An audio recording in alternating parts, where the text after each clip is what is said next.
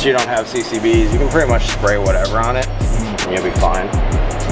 Whereas if you have CCBs, you gotta be like real careful and just use like soap and water.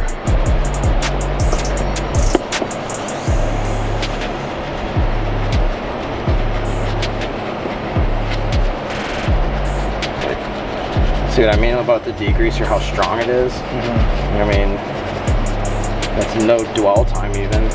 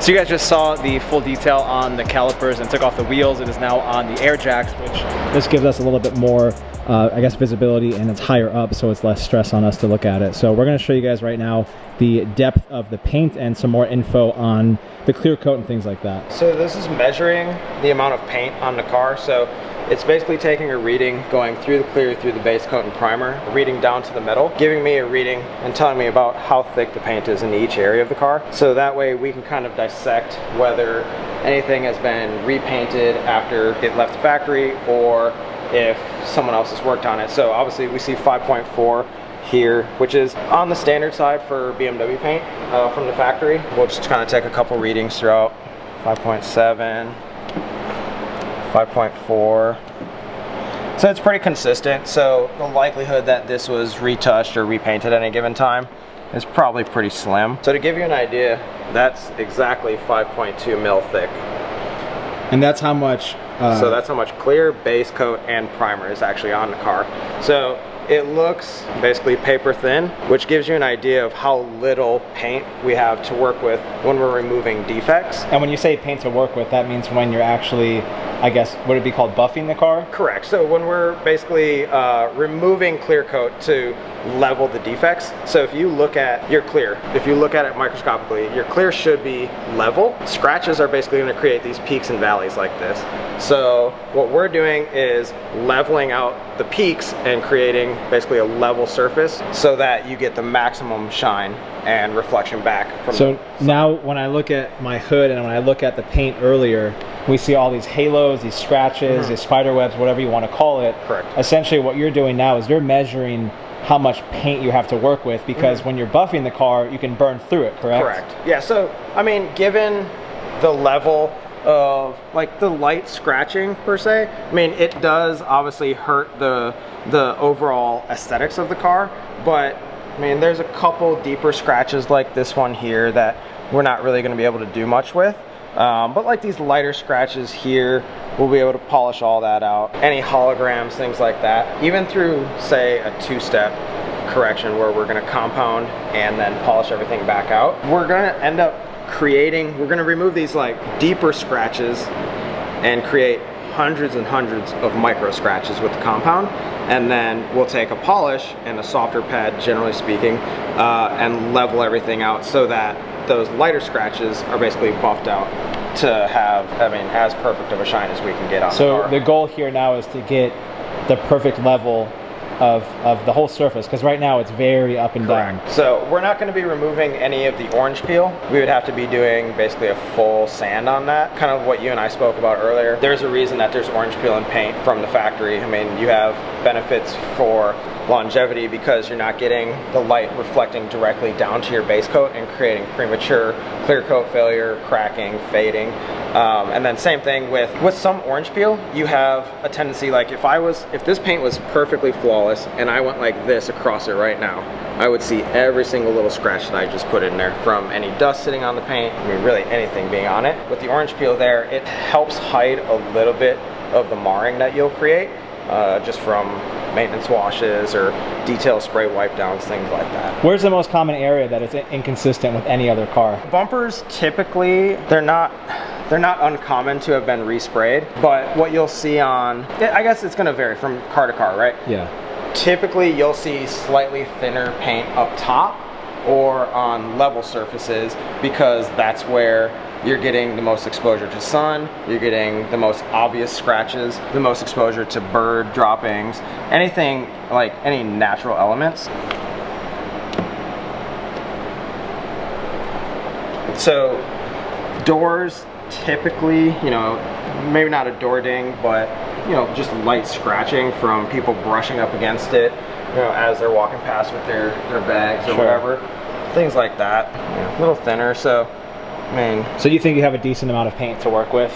Yeah, I mean, I think we'll have, I mean, more or less, I would say the likelihood that this car has been polished ever is pretty slim, except for maybe the hood, but everything else looks to be about the depth of what we'd expect from the factory. Cool. What's the next step? We'll start on this area here, do a little test panel and see kind of what's going to work for the rest of the car, just to give us an idea. We don't want to start compounding everything and then kind of have to backtrack if that doesn't work. So we'll probably block off a little area like this, test and see what compound or what polish, what pads are going to be ideal for this specific paint.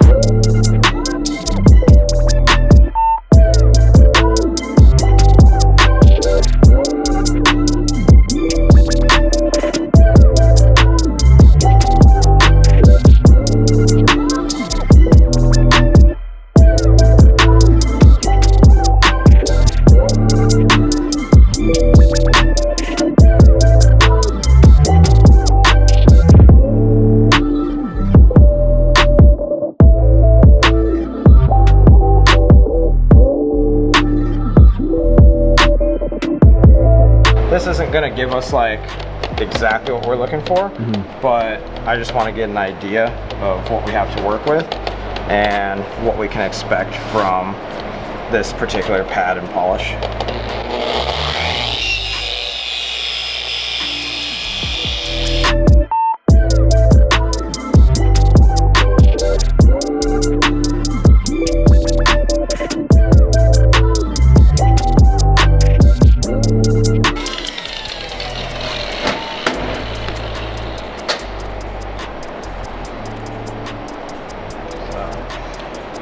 Look a little hazy just because we create all these scratches, right, to buff out all the major scratches. So you see, like, if you look here, it's very hazy, but like hundreds and thousands of little micro scratches, versus over here where the scratches are much larger and longer. Yeah, you can see that. There's definitely a difference between the two.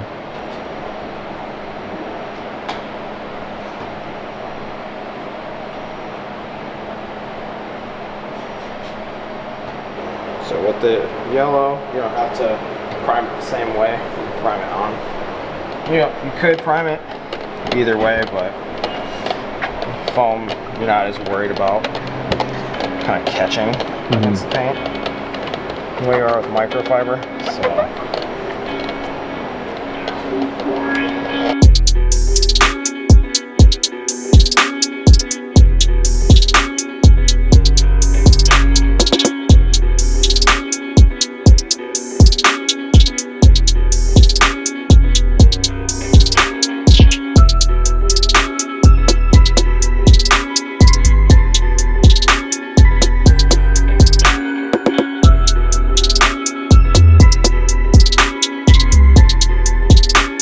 What's the difference in the two pads that you used? Density, and then two, the foam pad tends to finish down a little bit better than microfiber does in my experience. The yellow pad is kind of like almost like the staple for Rupes, is usually finished down better than most.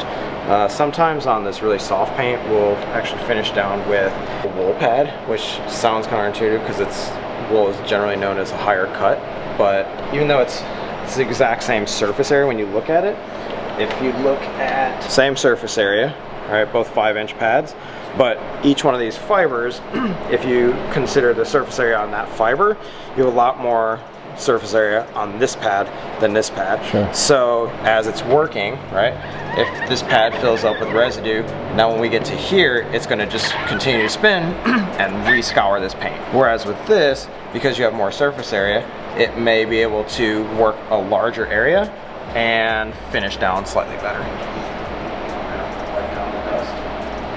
Yeah, sure. There's definitely a major difference. Yeah. Just in that one couple passes you did.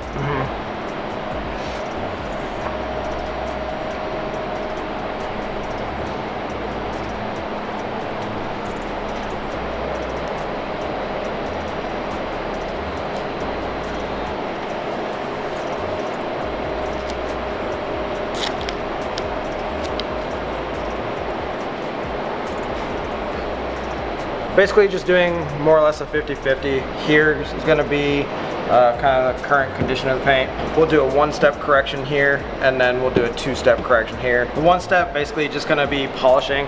You're going to remove maybe 60% of the defects. It's essentially going to create like a much higher gloss here, but it's not really going to remove in like the light swirls per se. It'll remove holograms and just kind of the fadedness looking here. But here, the compounding will pull out the lighter scratches that you can kind of see in the light. Then we go back and polish out the light scratches that the compound creates. Okay, cool.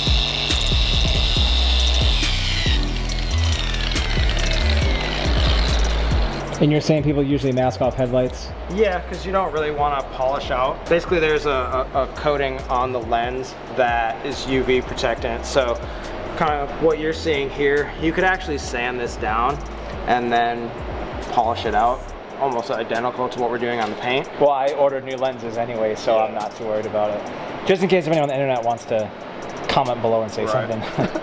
Because that always happens. Everyone's right on the internet. Exactly.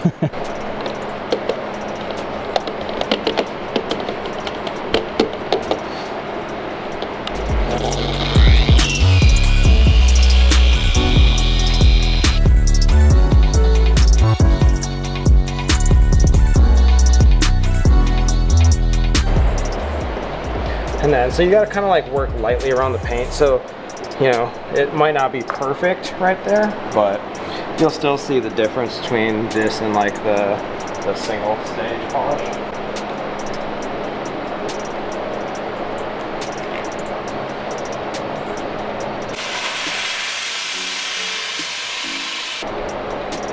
Whoa, that's so hot today, dude.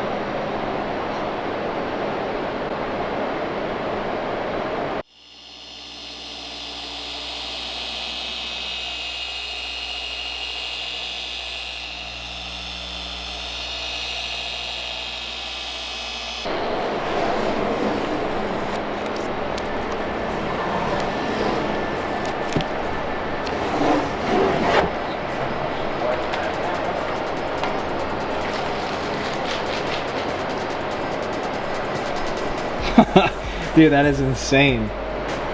Is that really what it looks like, dude? Holy shit.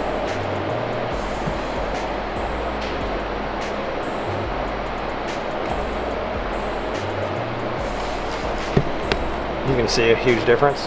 Yeah, unbelievable. And that's like no fillers or... I mean, where the tape is, you can see that it's legitimately a couple shades different. So that was the single stage, so right? It's a single stage, and then this will be a two-step. So you should be able to see that there's still some markings in here, whereas with that one, it should be clear. Might just need to be brought down just a little bit. And like any specks that you're seeing, it's not dust, it's actually just little rock chips. And that's where the tape was right there, right? Right here. Yeah.